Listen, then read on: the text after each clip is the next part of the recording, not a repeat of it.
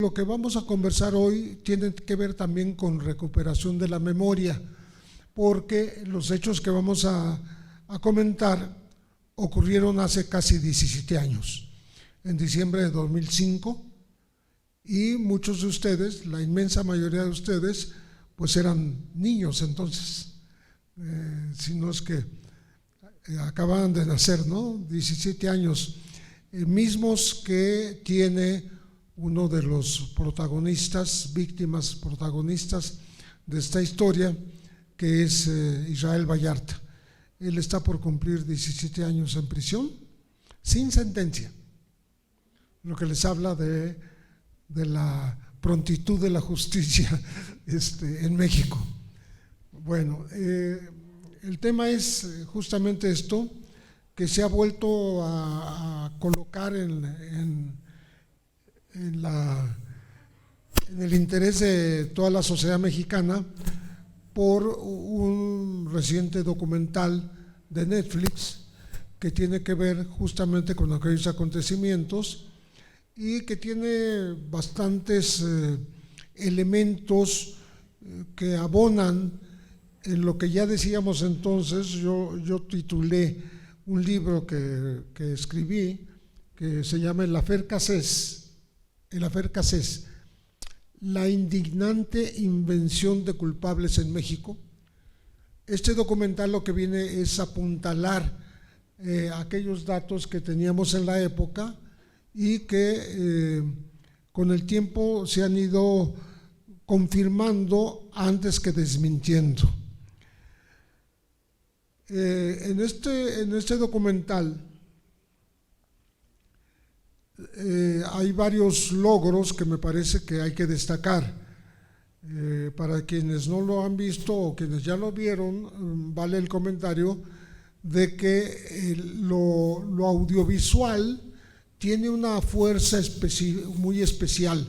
Es muy diferente a la lectura de un libro, al estudio de un caso, porque la sola visión de algunas escenas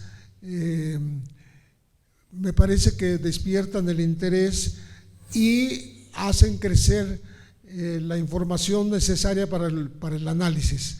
Por ejemplo, este documental tiene la virtud de haber logrado la imagen de un personaje que siempre se ha mantenido a las sombras, que es el empresario Eduardo Cuauhtémoc Margolis Sobol, de origen judío, que como ustedes van a ver a través de esta plática, tuvo que ver mucho con el montaje que se hizo por parte de la autoridad respecto de la detención en el Rancho de las Chinitas, aquí saliendo por el sur de la Ciudad de México, donde presuntamente había 3 víctimas de secuestro en manos de una pareja que ya no era pareja como tal, eran amigos de la francesa Florence Cassés y el mexicano Israel Vallarta Cisneros. Ellos fueron presentados a los medios mediante un montaje que operó la propia autoridad, en aquella época la Agencia Federal de Investigación, a cargo de Genaro García Luna. Ellos fueron presentados el 9 de diciembre de 2005. Solamente que lo supimos inmediatamente, pero ahora lo sabemos con mucho más certeza. Fueron capturados un día antes, el 8 de diciembre, y los hicieron pasar toda la noche a Israel sometido a torturas dentro de separos de la entonces Procuraduría General de la República, y a Florence en una camioneta a la intemperie en espera de que se acercara el amanecer y los volvieran a trasladar cerca del rumbo donde los habían capturado, allá justamente por Topilejo, y ya con un escenario perfectamente diseñado, porque deben ustedes saber que el cuartito donde fueron presentados, que era un cuartito de trebejos, de cosas viejas que estaba en este rancho de las Chinitas, fue habilitado durante la noche. Incluso hicieron una división con material desechable como el Novopan, o ¿cómo se llama esas estructuras que son tabla roca, que son puestas y se pueden quitar fácilmente? Para el conocimiento de ustedes, poca gente lo ha destacado, pero ni siquiera había luz en ese cuarto, no había luz eléctrica, y sin embargo, durante esta recreación se llamó, según la autoridad, a petición de los periodistas, se hizo la recreación, como si los periodistas mandaran sobre la autoridad, ¿no? Se colocó esa luz que no existía y había un televisor prendido, ¿no? Otro detalle interesante es que los supuestos secuestrados, que eran un joven llamado Ezequiel Lizalde, con sospecha de ser hijo de un secuestrador, y que estaba colocado ahí como una oreja, como alguien que simplemente estaba fingiendo ser secuestrado para poder informar qué es lo que realmente ocurría con los secuestrados y secuestradores. Estaba la señora Cristina Valladares, cuyo hijo de 8 años, Cristian, aparecía también como secuestrado. Entonces eran 3 personas. Y hay detalles que ahora podemos apreciar incluso en el documental, como doña Cristina Valladares estaba con una pijama pues nuevecita, recién planchada, todavía con los dobleces de una prenda que acaba de ser adquirida, pero pues tampoco es entre los usos y costumbres de los secuestros, pues a nadie lo colocan con pijama, ¿no? Está atado, maniatado con esposas o con hilo a una cama, a los pies de una cama o a un closet, ¿no? Como se ha visto en otros secuestros, y no de esta manera cómoda, vamos a decir, en que estaba doña Cristina Ríos Valladares. Persona que cuando es interrogada y aparece en las cámaras diciéndolo, no reconoce como sus secuestradores a Israel Vallarta y a Florence Cassés, porque los tenía enfrente y decía: no los reconozco, ni por voz ni por imagen. Esto dijo el día de la escenificación, el 9 de diciembre. Meses y años después empezó a cambiar su versión, y bueno, la versión llegó a extremos de decir que era violada sexualmente en múltiples ocasiones por muchos de los presuntos secuestradores, pero mencionaba al propio Israel Vallarta y mencionaba cómo Florence supuestamente se ponía celosa y la castigaba, ¿no? Todo esto denota un montaje que fue creciendo con el tiempo, que inició con esta puesta en escena en el rancho Las Chinitas, con datos tan evidentes como los siguientes que les voy a mencionar. Fueron las 2 televisoras principales de este país, tanto Televisa como TV Azteca, invitadas durante la madrugada para estar presentes ahí con cámaras y micrófonos. ¿Cómo es posible que llegaran a una liberación de rehenes cámaras y fotógrafos y reporteros y reportera, porque era una mujer la de TV Azteca, a reportar el asunto si no los hubiese invitado la autoridad antes? De hecho, hay noticia de que al principio no había señal en el lugar, porque es un lugar muy apartado de las zonas habitacionales, y les costó trabajo conseguir la señal necesaria para transmitir en vivo, o supuestamente en vivo. De tal manera que desde la cabina, en donde tienen monitores ahí en Televisa, era Carlos Loret de Mola el conductor, se veían las imágenes que iban, hay pantallas donde se ve una imagen, la que se va a transmitir, y Loret tuvo la oportunidad de mirar cómo entraba la policía en supuesta formación de ataque, de un operativo muy bien armado, un policía detrás de otro, ¿no? Y llegó a comentar ahí en cabina: oye, eso está chingón, hay que me lo repitan, ¿no? Y entonces desde Televisa, se puede decir, se daban órdenes para lo que la policía iba a hacer. O sea, ponlos otra vez, sácalos de la puerta a la calle y vuélvelos a meter. Y eso fue lo que ocurrió. Entonces, otro detalle muy interesante es que adentro, el cuarto de los Trevejos, que repito, que no tenía luz, en la mañana, cuando llegan los agentes, y eso está en la filmación, alguien les abre de adentro, alguien que llevaba un abrigo negro largo, que sabemos que es Luis Cárdenas Palomino, era el brazo derecho de Genaro García Luna. Les abre desde adentro, lo cual echa por tierra cualquier noción de infraganti. No había ningún dato que fuera infraganti. Televisa, para completar esta evidencia de complicidad de la televisora más importante del país con las autoridades,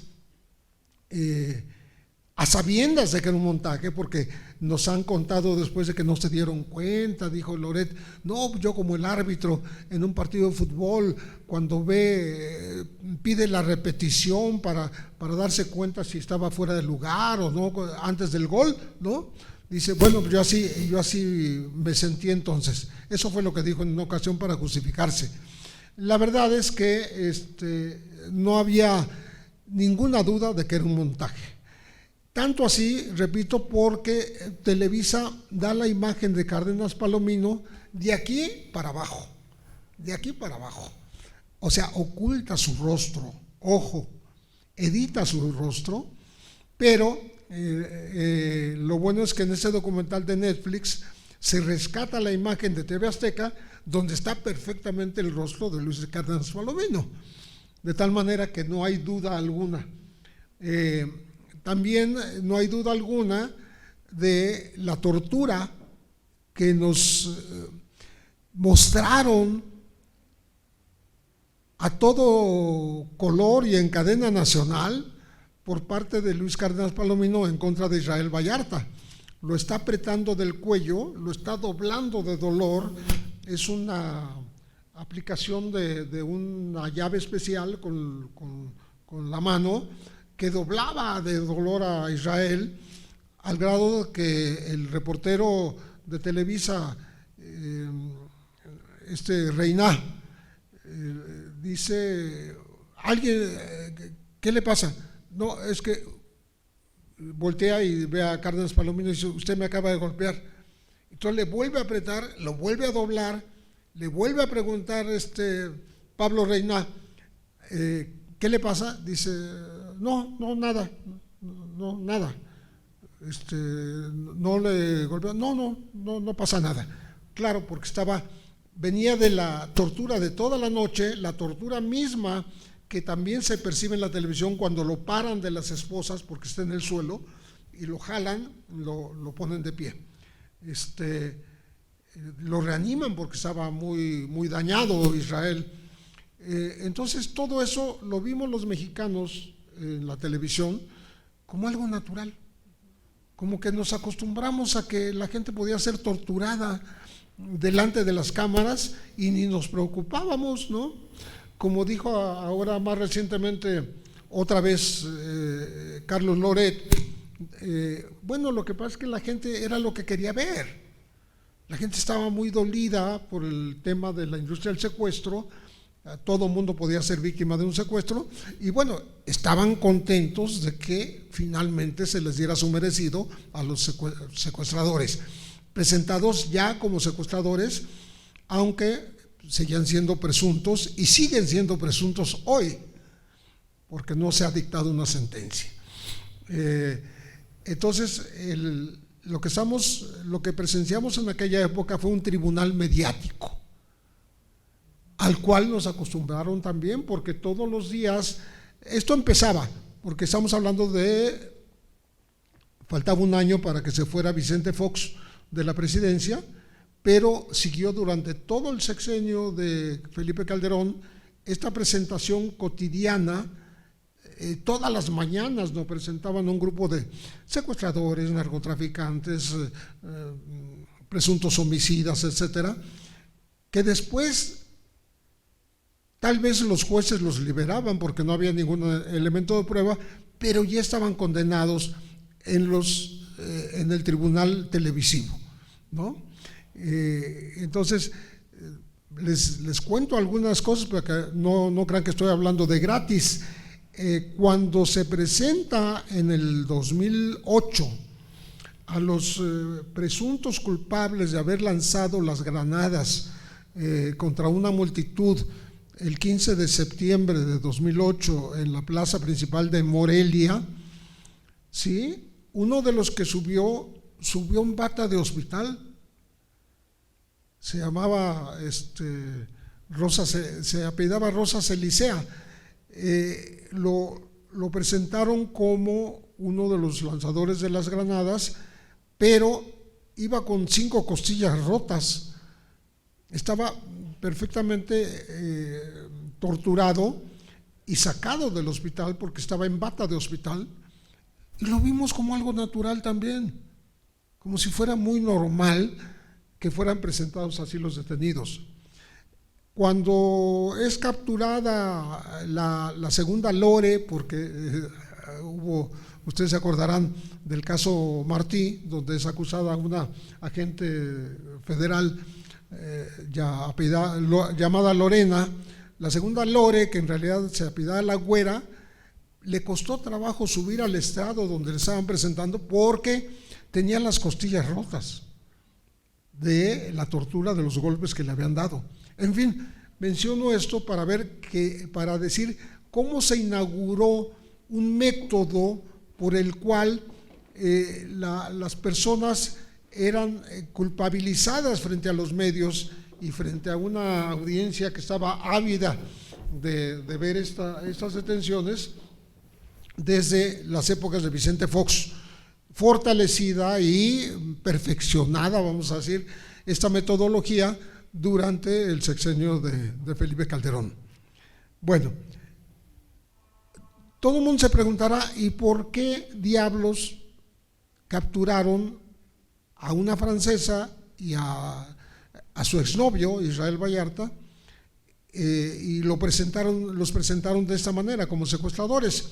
Me adelanto a decir que, en mi opinión, ellos jamás fueron secuestradores, porque todo lo que se fue agregando durante el proceso penal, por el cual primero fue condenada Florence a 90 años de prisión y después, por presión del gobierno francés, presidido entonces por Nicolas Sarkozy, se le bajó a 64 años, ya en vísperas de que llegara Sarkozy a México, en una visita pactada entre estos dos presidentes, que tomaron como botín político a Florence, porque tanto México, el presidente mexicano, que era Felipe Calderón ya, y el presidente francés, Nicolas Sarkozy, ambos de derecha, ellos se querían lucir con esta mujer,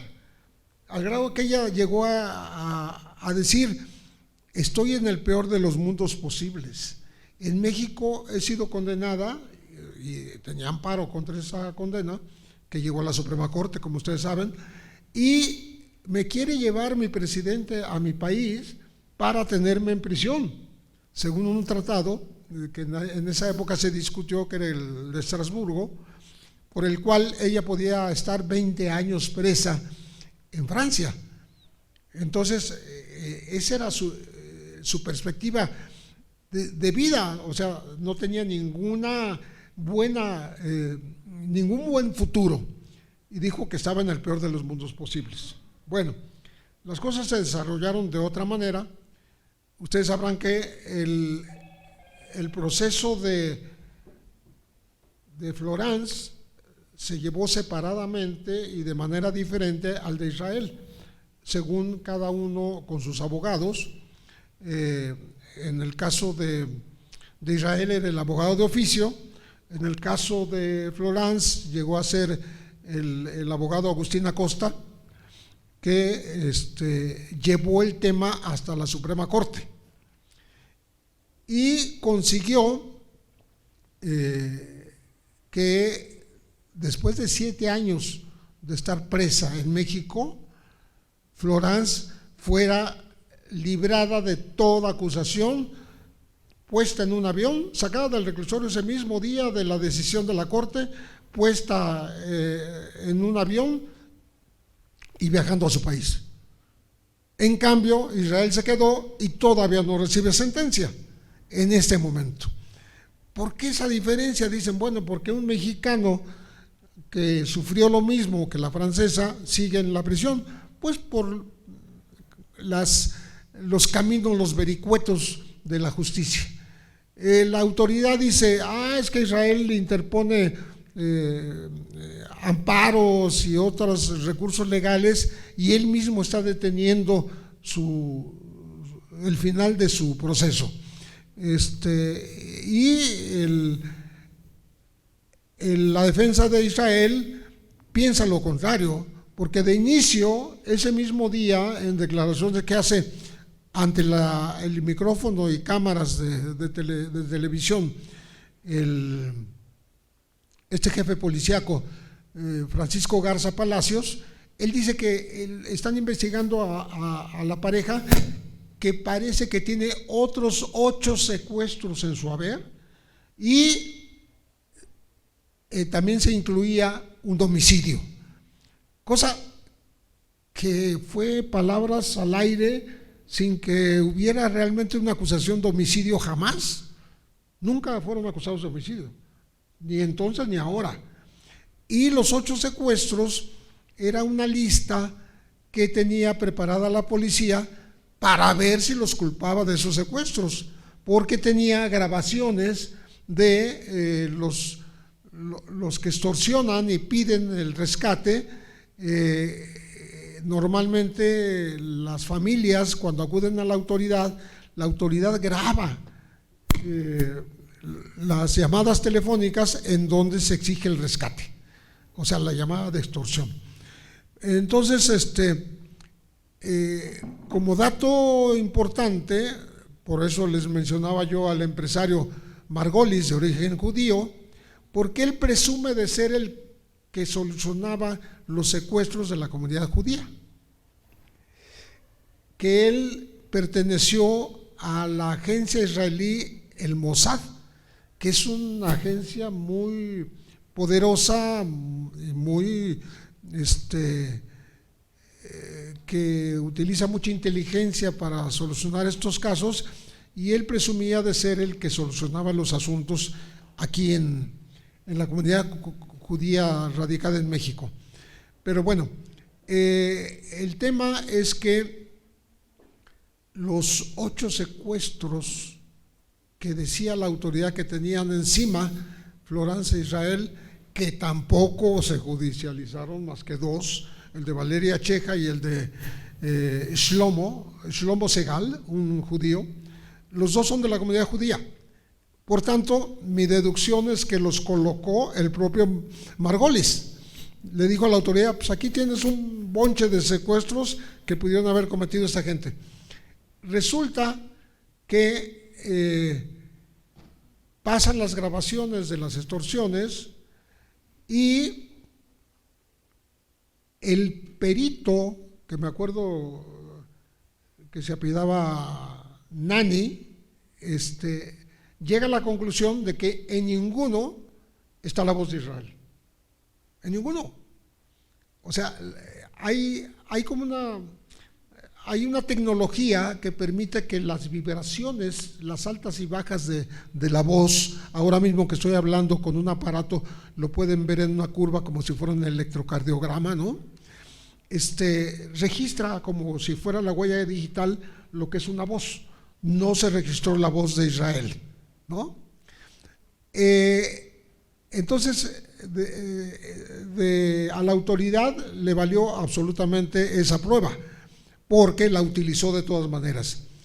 Y segundo, a Valeria Cheja, a esta muchacha que la habían secuestrado meses antes, la llevan a declarar y de hecho la obligan a decir cosas como que identificó perfectamente a Israel como su secuestrador en una ocasión en que le estaba colocando un espejo en el cuarto donde estaba retenida, y ella logró ver a través de una toalla con la que la cubrían, alcanzó a ver la cara de Israel y por tanto lo reconocía plenamente como su secuestrador.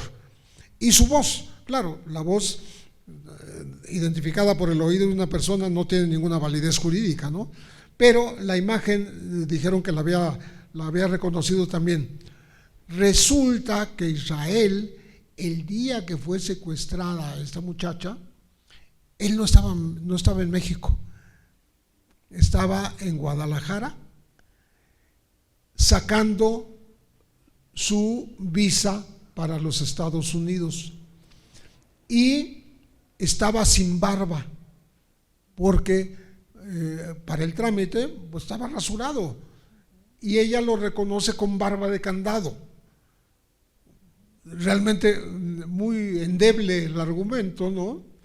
Y tan endeble como ustedes verán después, porque los policías y ella misma dicen haber hecho un recorrido por el sur de la Ciudad de México a ver si sabía por dónde la habían llevado. Se supone que cuando la secuestraron iba a vendar los ojos, ¿no? Pero bueno, la llevan al sur, y en la salida de Tlalpan reconoce, dice ella, el auto en el que fue secuestrada, un Volvo, y total, la llevan hasta el rancho de las Chinitas, dice que también reconoce el lugar, y dice reconocer el auto. Hay una divergencia entre que es blanco y gris, ¿no? Y dice reconocer a Israel.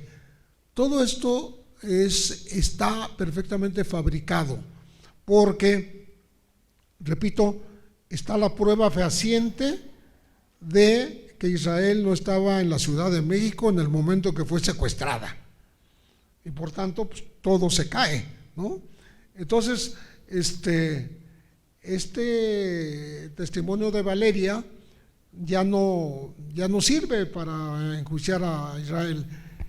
Entonces las autoridades, tanto doña Olga Sánchez Cordero como cuando fue secretaria de Gobernación, hoy volvió al Senado, está en el Senado, como el secretario de Gobernación Adán Augusto, dicen que Israel no salía a pesar de pues no la orden, pero sí la sugerencia del presidente de liberarlo lo más pronto posible. Digo, había tanto interés del presidente Andrés Manuel López Obrador de liberar a Israel, que había dicho que todo aquel que fuera torturado, que había sido torturado, tenía que salir de la cárcel, ¿no? Y resulta que ellos dijeron, no, pero es que tiene otros procesos. Y por más que la familia dijo, no tiene otro proceso, todos se le acumularon ahí, todos, en el mismo caso central de las Chinitas, y no hay otro juicio, a no ser que ahora se lo sacaran de la manga, ¿verdad? 17 años después, sería absurdo. Pero bueno, no termina de salir Israel, porque la fiscalía no ha querido desistirse de los cargos, a pesar de que hay evidencia clara de que son personas inocentes. Se dio un episodio insólito en la presidencia de la República, de que volvieron a pasar los videos que les estoy mencionando, en donde lo están torturando en vivo, ¿no? Y que es evidentemente un montaje que tuvo que admitir Genaro García Luna y su segundo en ese momento en secuestros, Facundo Rosas, en el programa de Denise Merker, porque ella lo está entrevistando y de pronto recibe la llamada desde el reclusorio, que era la llamada de Florence, diciéndole: lo que está diciendo el señor es falso, a mí me capturaron un día antes y por tanto pues lo desmiento, ¿no? Y pues Genaro García Luna, que como ustedes saben es un poco tartamudo, ¿no? Ahí recuperó el habla perfectamente, ¿no? Pues se quedó de una sola pieza, porque pues lo descubrieron en la maniobra. Como lo descubrieron en la maniobra, entonces lo que hizo fue aumentar la intensidad de las acusaciones y atacó a toda la familia Vallarta. Metió a 6 Vallartas a la cárcel. 2 hermanos de Israel, que son Mario y René. A René lo torturaron terriblemente, lo sacaron de su taller mecánico, lo metieron en un camión que llevaba una lámina al rojo vivo, o sea, una lámina de acero previamente recalentada, en donde lo acostaron y lo pisaban para que se pegara. Se le desprendió la piel de todo este brazo, ¿no? En fin, también bajo tortura todos los Vallarta. René, Mario es capturado más tarde, y 3 sobrinos que son Cortés Vallarta. Ya salieron 3 Vallartas, o sea, René y 2 sobrinos. Queda un sobrino y un hermano, Mario. O sea, 3 Vallartas afuera, 3 Vallartas dentro. Pero no terminan de darle solución al caso, aunque saben perfectamente que fue un montaje, aunque saben perfectamente que hay pruebas de inocencia, saben perfectamente que a los segundos Vallarta los capturaron casi 4 años después. O sea, no los capturaron en un primer momento, porque ustedes saben que hay una ley llamada delincuencia organizada, que data de 1996, por la cual si 3 personas se reúnen para cometer delitos, están incurriendo en delincuencia organizada. Aquí eran 2, ni siquiera llegaban a los 3. Entonces tuvieron que inventarles posteriormente más cómplices para poder decir que era delincuencia organizada. Entre esos nuevas víctimas de la fabricación de culpables estaba David Orozco, un vendedor de un tianguis que fue capturado ahí en el tianguis, fue torturado muy fuerte, de tal manera que ya está muerto, porque murió meses después a consecuencia de las torturas extremas, y se murió siendo inocente porque nunca fue juzgado. Entonces estamos frente a una dilación de la justicia que no tiene justificación, y frente a una capacidad de invención por parte de la autoridad para convencer a la opinión pública de que están trabajando en contra de un delito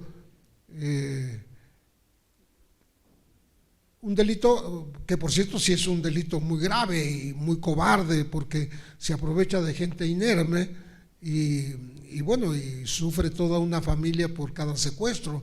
Por cada secuestro hay quien dice hay 7 personas por lo menos que sufren pues esa angustia, ¿no?, del secuestro, ¿no?, como las desapariciones.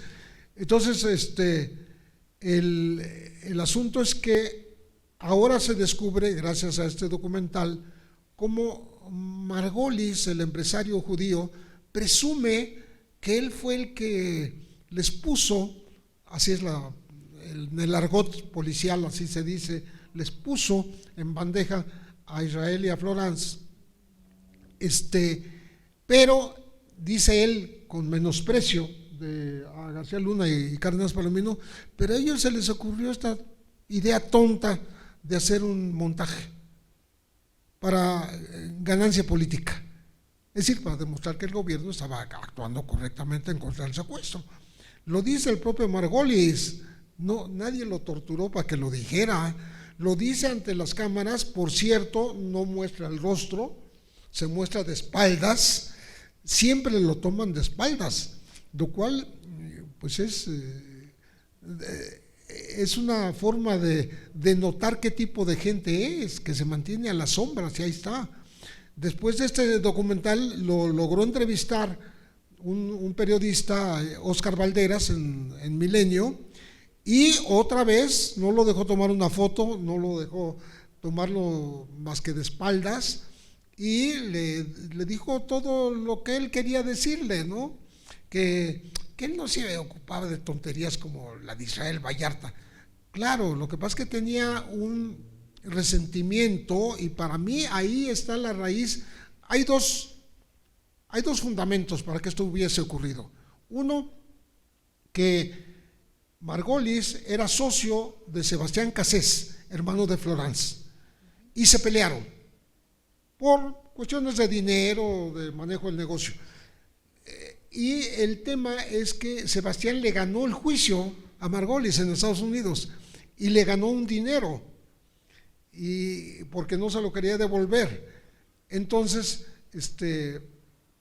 lo sabe Margolis que Israel Vallarta le ayudó, era amigo de Sebastián, le ayudó a tener incluso un abogado para ganarle.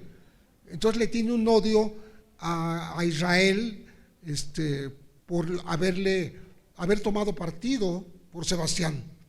Hay un caso que parece muy truculento, pero está en las declaraciones ministeriales de marzo de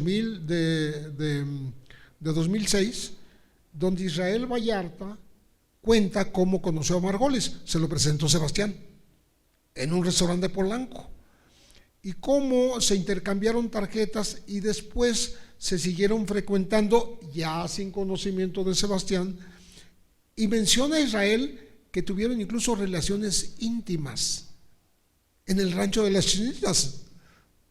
O sea que Margolis conocía el rancho de las Chinitas.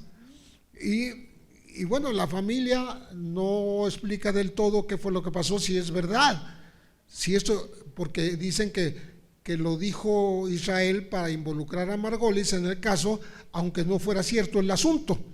Bueno, lo que sí era cierto es que le dijo: mira, el que me la hace me la paga.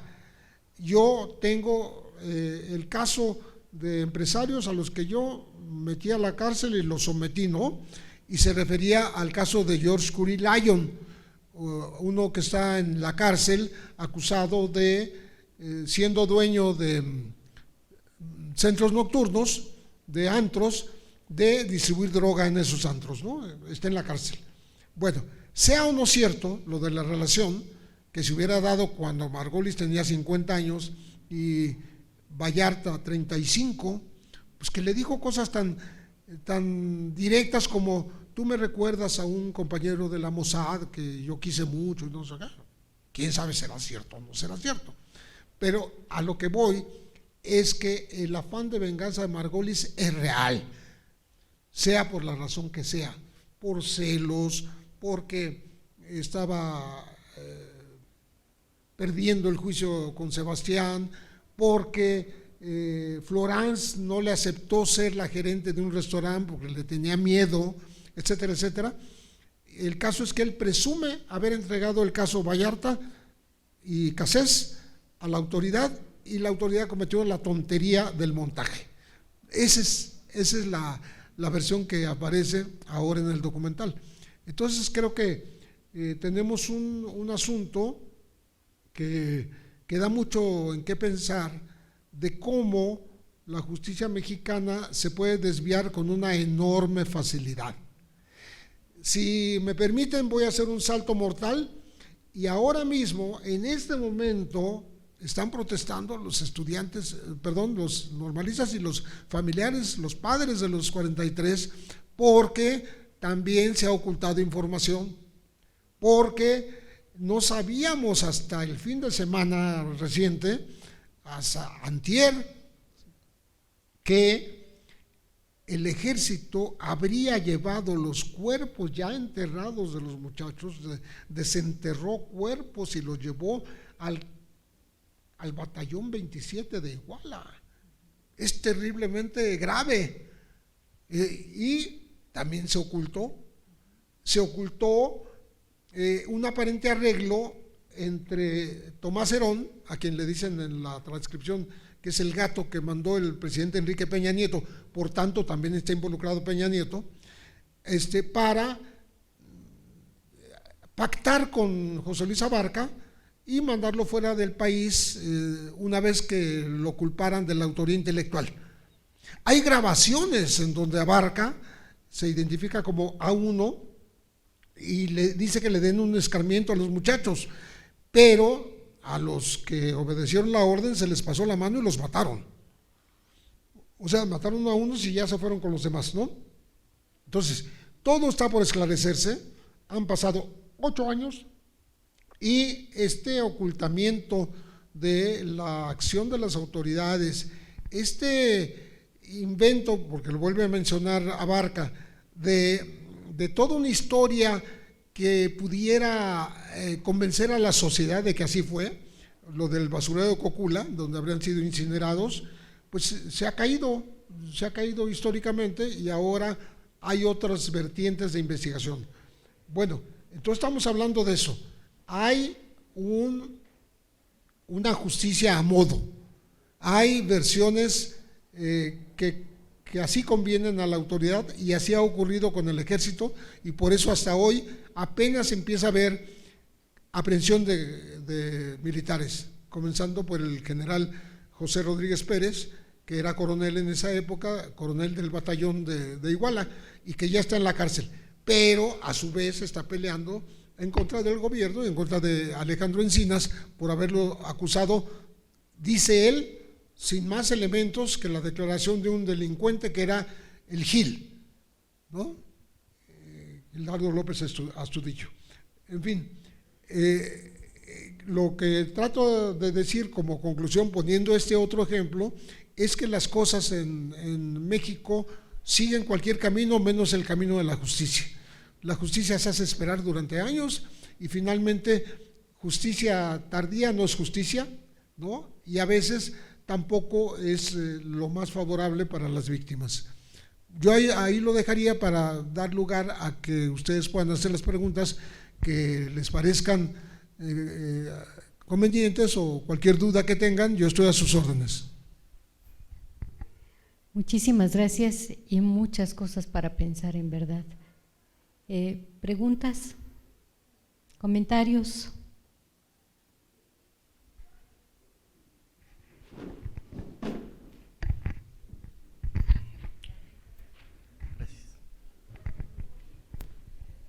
Señor José Reveles, buenos días. Nada más con respecto al tratamiento jurídico que se le dieron a los procesos de Cassés y Vallarta, ¿no nos parece que hay un poco de racismo en esa situación? Porque ella, hacia francesa, se le concedió un proceso diferente al de Vallarta, y él, que es mexicano, se amuela como todos los mexicanos, ¿no?, a la mala procuración de justicia en México. Yo, mi pregunta es esa: ¿no hay un poco de racismo que diciendo, bueno, a esta, como es francesa, la tenemos que liberar, pero al otro, como es mexicano, que se atenga a los procesos que tenemos acostumbrados a desarrollar?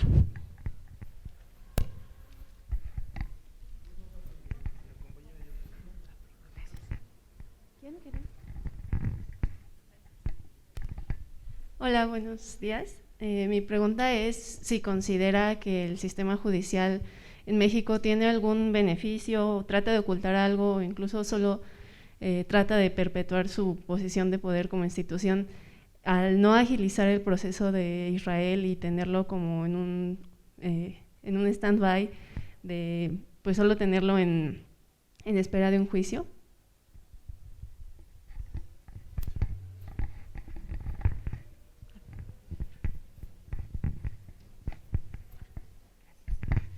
Buenos días. Yo quisiera saber si la parte política aquí no ha tergiversado demasiado lo que es la parte jurídica, porque a Vallarta sobre todo pues se le han imputado delitos que no existían.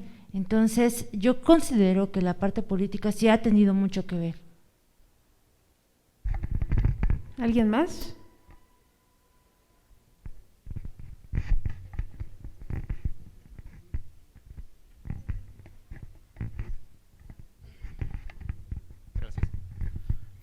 Yo nada más quería preguntarle si nos pudiera dar algún comentario con respecto a la relación entre el hecho de esta deformación de los hechos y la impartición misma de la justicia. En ambos casos que mencionó, el que estuvo trabajando durante toda la ponencia y el caso reciente, el caso que recientemente comentó de los 43, hay mucho comentario acerca de cómo el tratamiento público de la información afectó o está afectando el proceso judicial. Entonces, no sé si nos pudiera arrojar un poquito de luz, porque incluso hay perspectivas muy opuestas al respecto de cómo afectan el montaje en un caso, bueno, también el montaje en el otro, sobre no solo la percepción pública, sino la aplicación efectiva de la ley.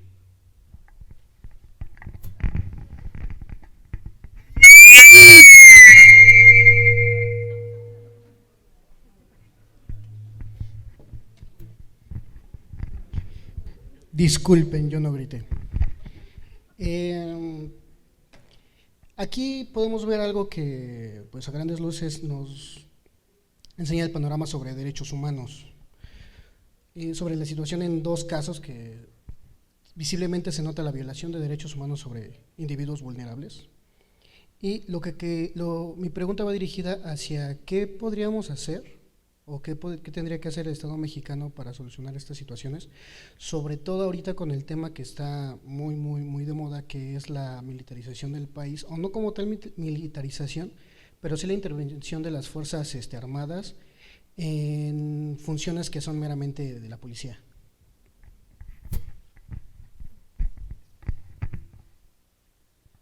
Con estas y luego otra ronda o de una vez.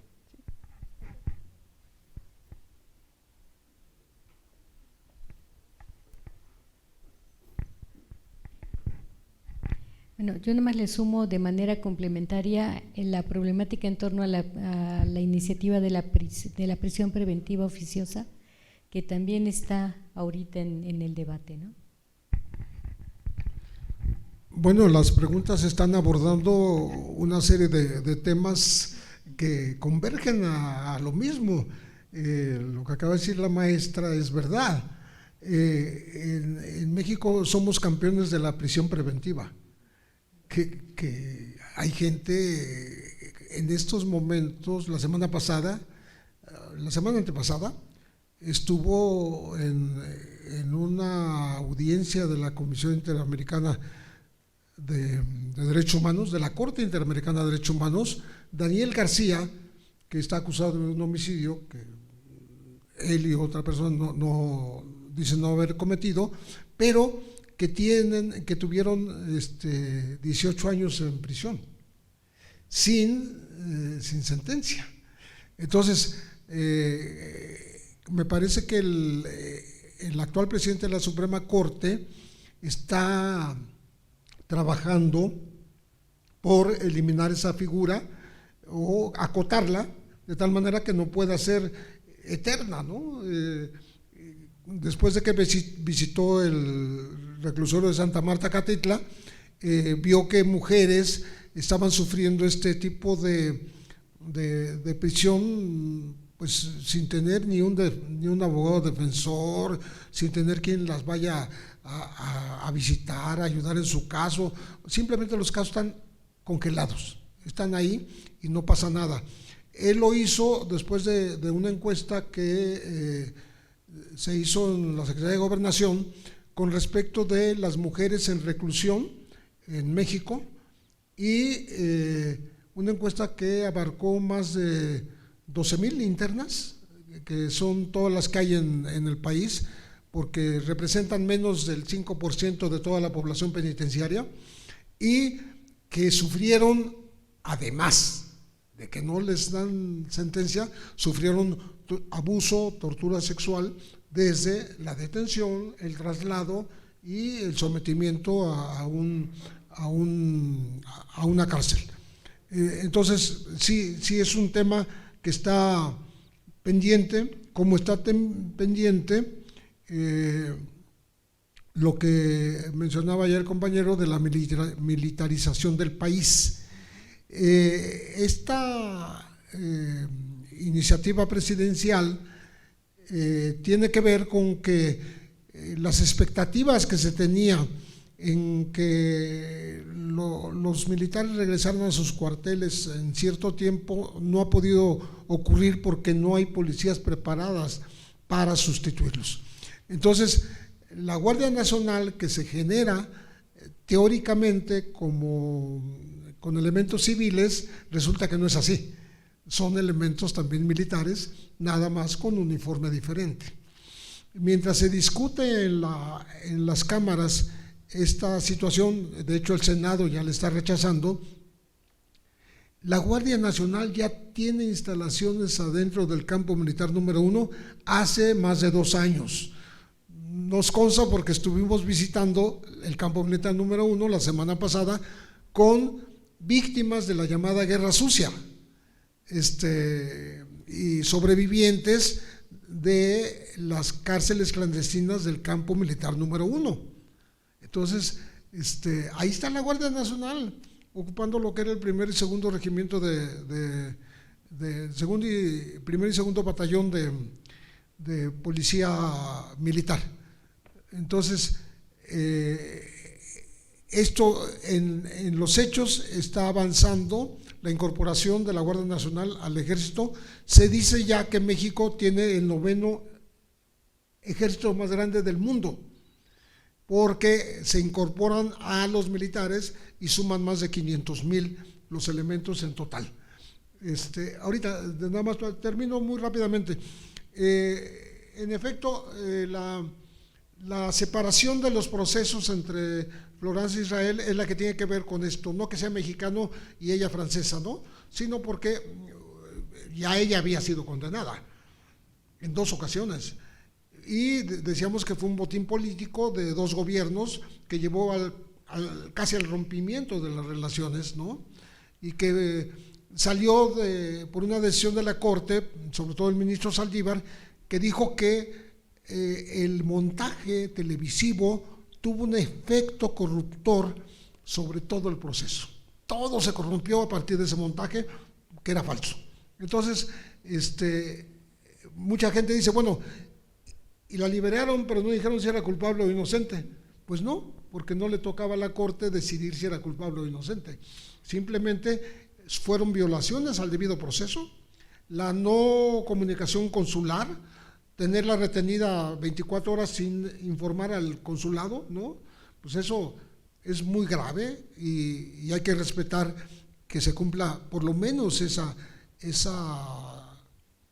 obligación diplomática que tienen los países, ¿no? Y en el caso de Florence se violó totalmente. No sé si respondí a las preguntas a todas, pero es lo que yo tenía aquí apuntado. Entonces, ahora sí.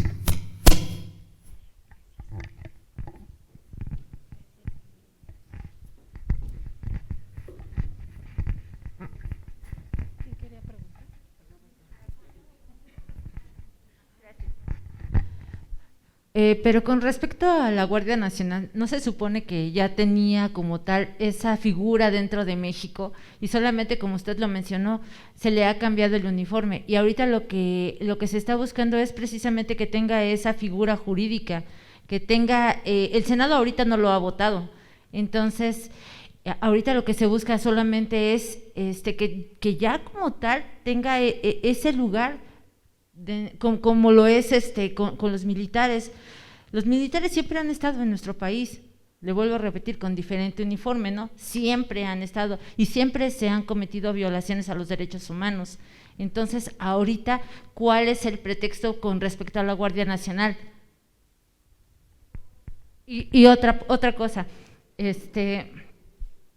¿qué opinión le merece a usted que organizaciones internacionales están censurando precisamente al presidente de la República cuando él emite alguna opinión con respecto a algunos personajes a nivel internacional?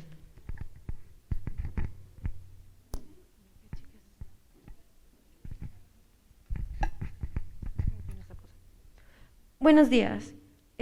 Mi pregunta es, ¿usted por qué cree que todo este montaje, en relación a los dos casos, de los secuestradores y Ayotzinapa, entretienen a las personas? ¿Lo ve como un medio de entretenerlos y desviar su atención sobre asuntos más grandes? Ya.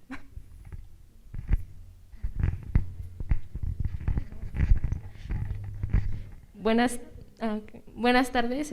Mi pregunta sería en qué estamos haciendo nosotros como sociedad o como medios como para detener estos montajes o estas acusaciones, estos hechos que están pasando en todos lados, incluso usted como lo comentó desde inicios desde que empezó con Televisa, con TV Azteca, hasta ahorita la fecha, ¿qué es lo que estamos haciendo nosotros? Y como medio, usted como medio, ¿qué es lo que podemos hacer o qué es lo que se está haciendo para detenerlo? Porque vemos desde las leyes que no se cumplen, las violaciones de los derechos humanos, y lo único que estamos haciendo pues es ser espectadores de todo esto y no estamos contribuyendo en nada, o sí se está contribuyendo nada más en la información y ya, o bueno, ¿qué?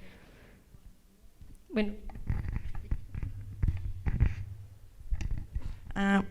Buenos días, yo tengo una pregunta, más que nada, como ya se dijo, a la chica francesa se le libera en menos tiempo porque ella ya tenía una sentencia. Mi pregunta es, en su opinión, ¿por qué cree que a Vallarta no se le ha dado como tal una sentencia, o hasta dónde va a seguir que después de casi 17 años no hay sentencia, si se le va a liberar o no, o el por qué sigue ahí sin sentencia? Más que nada, pues en su opinión, ¿usted qué piensa, el por qué sigue ahí?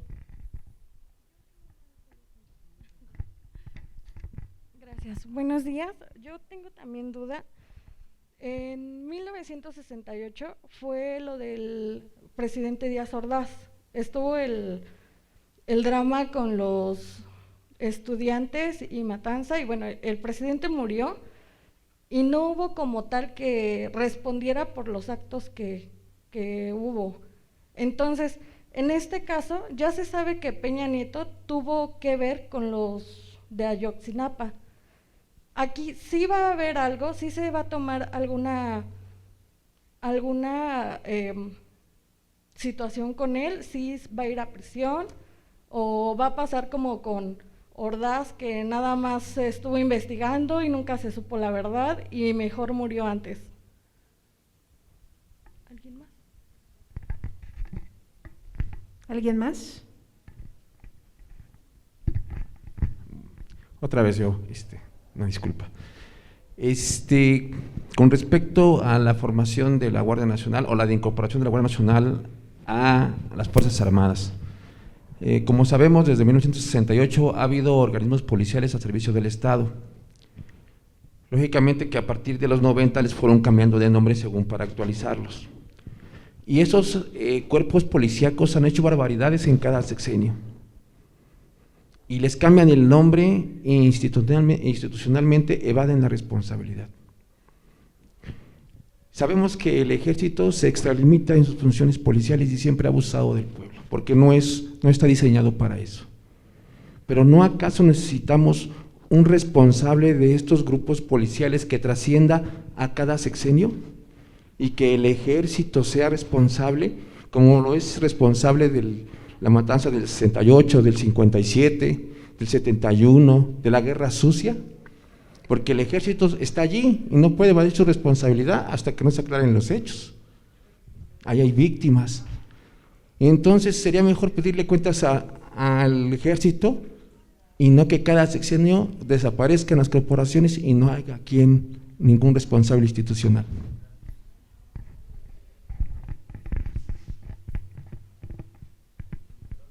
¿Quién la pidió por acá?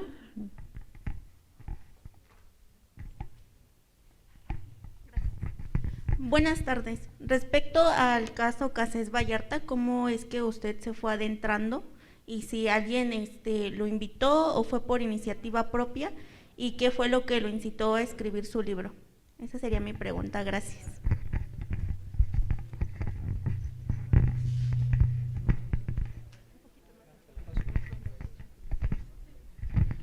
Hola, bueno, tomando en cuenta todo lo que mencionamos antes, volvemos sobre derechos humanos y sobre la actuación de los diferentes órganos que imparten justicia, hablando políticamente y también en materia de derechos humanos. Por ejemplo, el caso de Rosendo Radilla, que es otro caso muy sonado de brutalidad militar.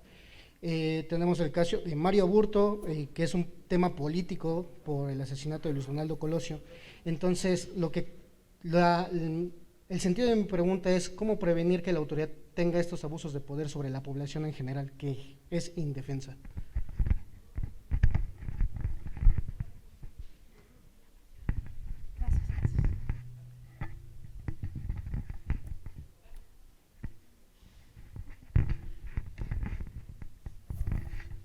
Buenas tardes, ¿qué tal? Mi pregunta va relacionada igual en base a todo lo que comentan sobre los derechos humanos.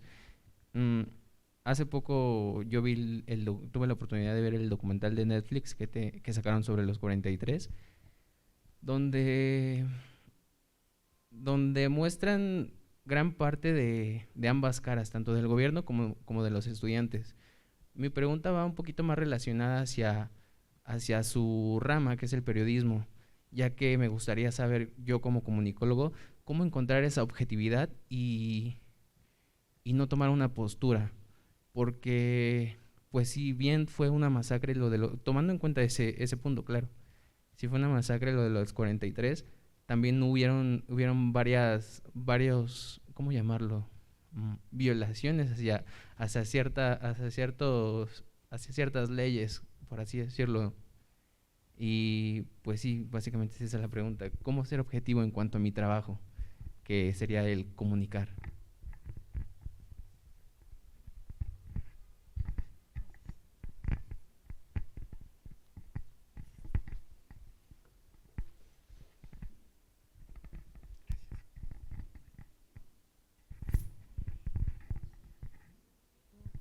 Bien, empezando por el final, me da la impresión de que tu pregunta me lleva a decir que no hay objetividad posible.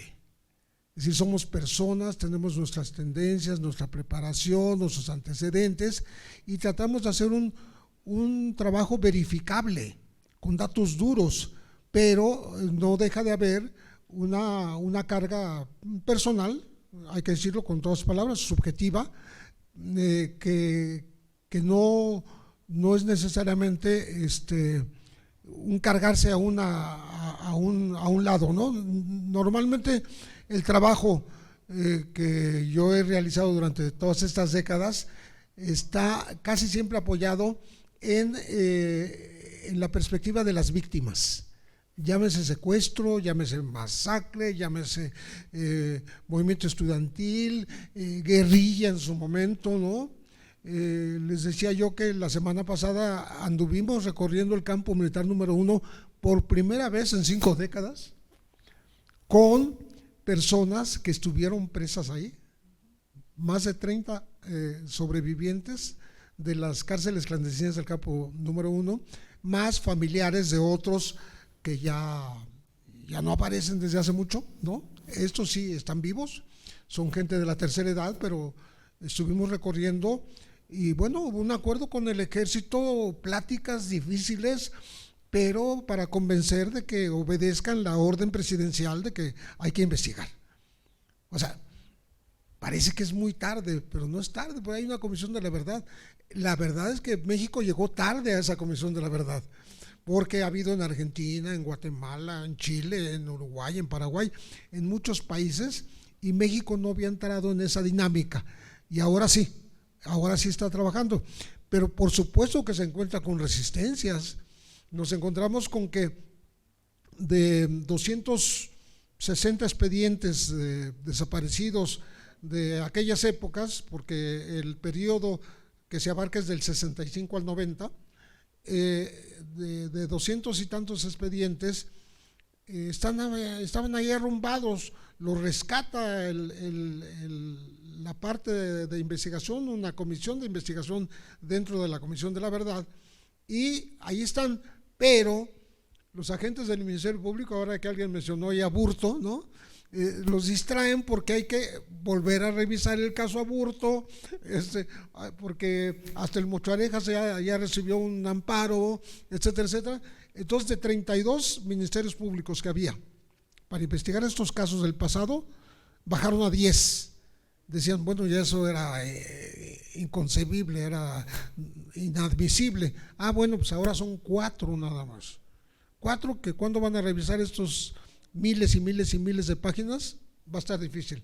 Entonces, lo que hay que hacer en ese caso y en otros, porque alguien preguntó qué podemos hacer, pues lo que hay que hacer es centrarse sobre la impunidad, que no haya impunidad, ni en el pasado, ni en el pues relativamente remoto de la Guerra Sucia, ni en el pasado más o menos reciente, que sería lo de Ayotzinapa, ni el pasado, ni en el presente, ¿no?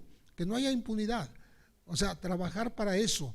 La sociedad tendría que imponerle una agenda al gobierno, o sea, que no dejar que todo lo haga el gobierno como quiere, bueno o malo, y nos sumemos a apoyarlo o a criticarlo. Yo creo que como sociedad podemos participar activamente y tratar de que las cosas ocurran como queremos que ocurran para estas generaciones y las que vienen, ¿no? Volvimos al tema de la Guardia Nacional. Se volvió a preguntar cuál es como aquí se ha dicho, muchas instituciones han ido cambiando de nombre, de denominación, pero que finalmente son lo mismo. Es el caso en el Poder Judicial, lo que era la Policía Judicial Federal en tiempos de la PGR, que después fue la AFI en tiempos de Genaro García Luna, después la Policía de Investigación Ministerial, pero es lo mismo, no hay una variante. En el Ejército sí tengo la impresión de que hay un cambio, porque se incorpora una nueva fuerza que se dijo en principio que iba a ser civil preferentemente. Eso no ocurrió. Son militares, son marinos que están convertidos en Guardia Nacional con uniforme diferente. Pasó exactamente, eso es muy frecuente en México, que del dicho o de la reglamentación a la realidad ocurren cosas muy diferentes. Cuando se hizo la Policía Federal, yo me acuerdo muy bien, se dijo que se iba a hacer con 3 corporaciones ya existentes: la Policía Federal de Caminos, la Policía de Aduanas y la Policía de Migración. Al final se hizo con los viejos elementos de la Policía Judicial Federal, esencialmente, y virtualmente los otros quedaron fuera de la jugada, ¿no? Entonces, por eso después se enfrenta el problema de la falta de capacitación, de la falta de aprobar los exámenes de confianza, y se tiene que recurrir otra vez a las Fuerzas Armadas, aunque en campaña el presidente haya dicho otra cosa, ¿sí? O sea, hay como la necesidad en la práctica hacer cosas diferentes a las que se planearon, ¿no?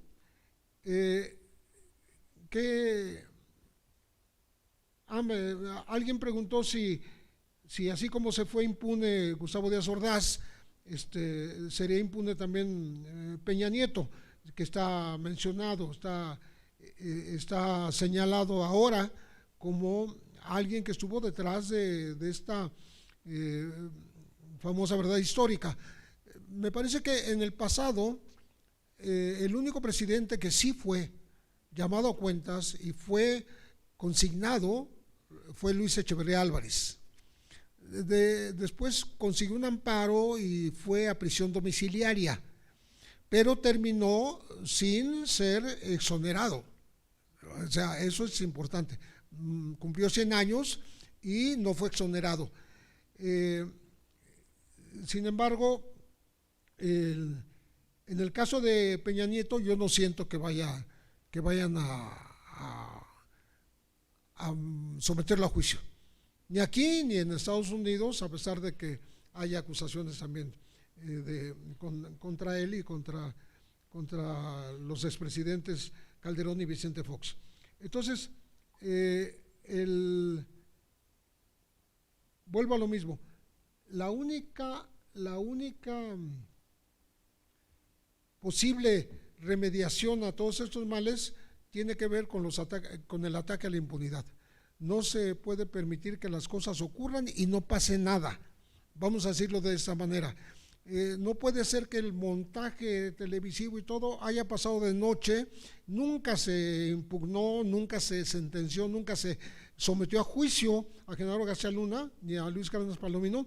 Sí están sometidos a juicio, pero en Estados Unidos y por razones muy diferentes que tienen que ver con la cobertura que le dieron al cártel de Sinaloa desde el 2001.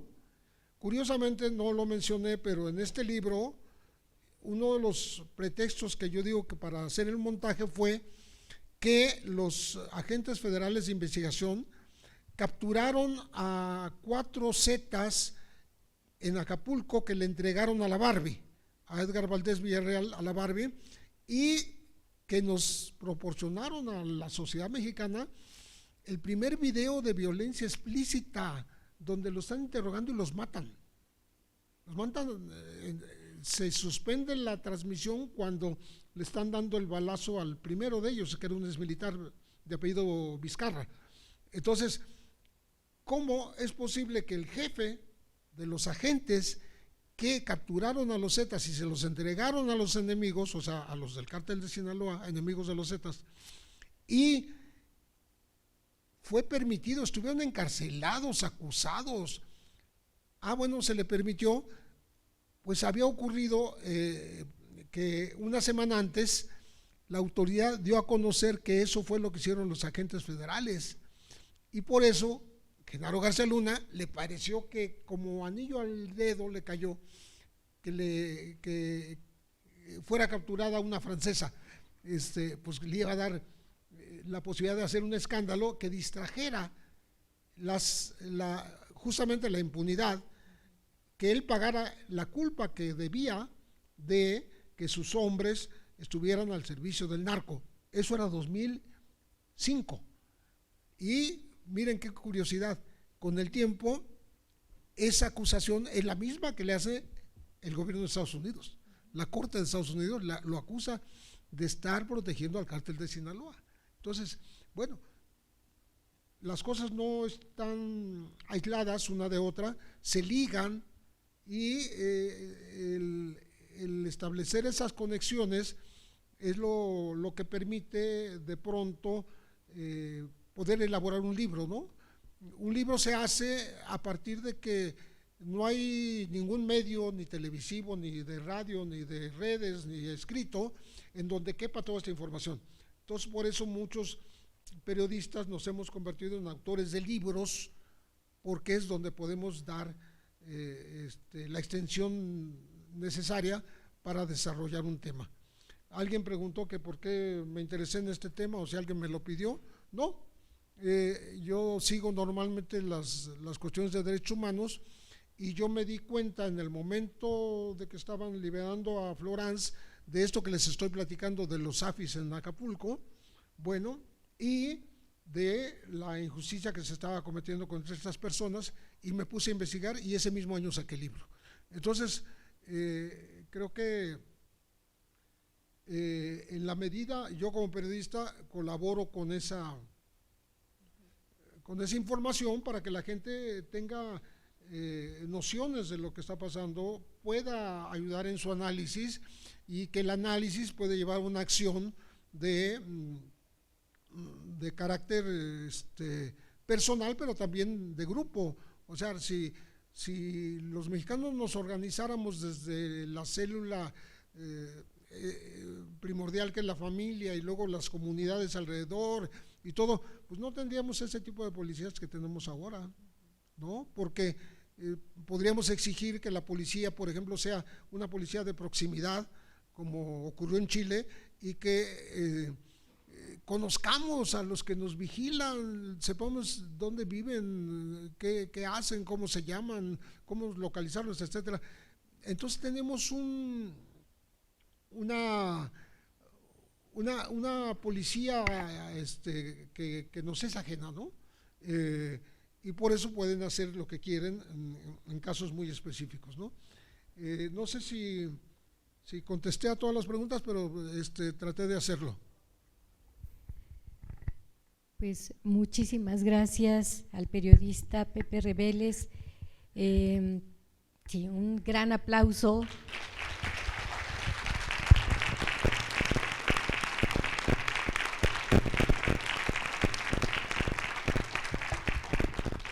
Yo agradezco infinito, en primero que haya aceptado la invitación, que la coordinadora del programa de Cátedras Extraordinarias, la maestra Samantha Filú, hizo para compartir con nosotros este debate que va más allá de la serie de Netflix, sino que pone sobre la mesa elementos de fundamental importancia.